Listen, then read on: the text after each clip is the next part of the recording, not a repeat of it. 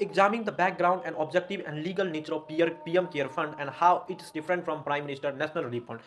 कैसे PM care fund prime minister national relief fund से difference है। PM care fund formally known as a prime minister citizen assistance. PM care fund को पहले prime minister citizen के लिए एक assistance है जो रिलीफ कर देगा इमरजेंसी सिचुएशन में, एंड वाज एस्टैब्लिश मार्च 2020, जो मार्च 2020 में बैकड्रॉप ऑफ कोविड-19 पैंडेमिक के दौरान इसे एस्टैब्लिश किया। The sudden outbreak created an urgent need to financially restore strength healthcare infrastructure, support vulnerable population, finance emergency procurement of medical equipment. The fund was conceived as a dedicated national emergency. इस fund का मतलब था कि जब भी एक sudden emergency आ चुकी है फाइनेंशियल रिसोर्सेज में, हेल्थ केयर इंफ्रास्ट्रक्चर में, वैल्यूरेबल पॉपुलेशन में एंड फाइनेंस इमरजेंसी प्रोक्योरमेंट में, तो हमें एक तरीके से उस पर काम करना चाहिए। द फंड कौन सी डेडिकेटेड नेशनल इमरजेंसी, ये फंड नेशनल इमरजेंसी को डेडिकेटेड किया गया, रिलीफ मैकेनिज्म में काम करेगा और पब्लिक हेल्थ इमरजेंसी और सिमिलर अगर कोई स्ट्रेस सिचुएशन आ जाता तो काम करेगा, इस पे यूज किया जाए। The chairperson of fund is the prime minister, और इस पीएम केयर फंड का सब चेयरपर्सन के prime minister, ministry of defence and home minister and finance serve as ex officio trustee.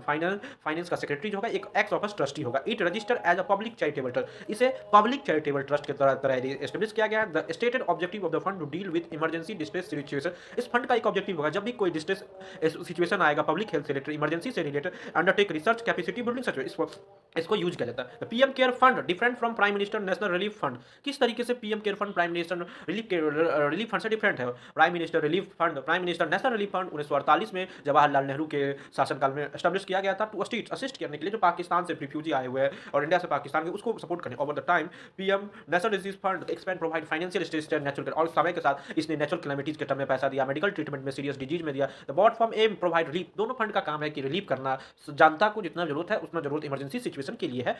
PM care was created specific focus large scale national emergency, PM care को बनाया गया specific focus में जब large scale पे emergency आएगी, broader language community research होगा, जब इस पे लैंग्वेज रिसर्च होगा, बहुत सारा इंफ्रास्ट्रक्चर क्रिएट में, डिजास्टर इमिग्रेशन में, जब कब इमरजेंसी सिचुएशन आएगा। और की debate resolve around its legal and institutional status, बहुत सारे की डिबेट है। PM care is not funded through budgetary allocation, जो PM care fund budgetary allocation के द्वारा नहीं बनाया गया, it is finance entirely by voluntary contribution from individual. इसे इस बात में जानकी है वॉलंटरी है, इंसान के खुद के द्वारा से दिया जाता है या कॉर्पोरेट या institution. Donation are eligible 100% tax expense, donation जितने हैं वो टैक्स एग्जिबिशन से under section 80G of income national tax, और उसे section 80G income tax act के तहत रिलीफ मिलेगा। कॉर्पोरेट कंट्रीब्यूशन क्वालिफाई करना चाहिए, कॉर्पोरेट रिस्पांसिबिलिटी एक्सपेंडिचर भी आप इसमें डाल सकते हैं जो 3% होता है। It status as a public charitable trust, PM care fund का यूज है ये पब्लिक चैरिटेबल ट्रस्ट है रादर देन सिक्योरिटी, ये कोई सिक्योरिटी बॉडी का पार्ट नहीं, ट्रस्ट है, public trust has a significant implication of transparency and accountability of mechanism, इसमें सिग्निफिकेंट इंप्लीकेशन होना चाहिए ट्रांसपेरेंसी और उसके अकाउंटेबिलिटी मैकेनिज्म का, तो कोई बात नहीं बताओ प्राइवेट ट्रस्ट है।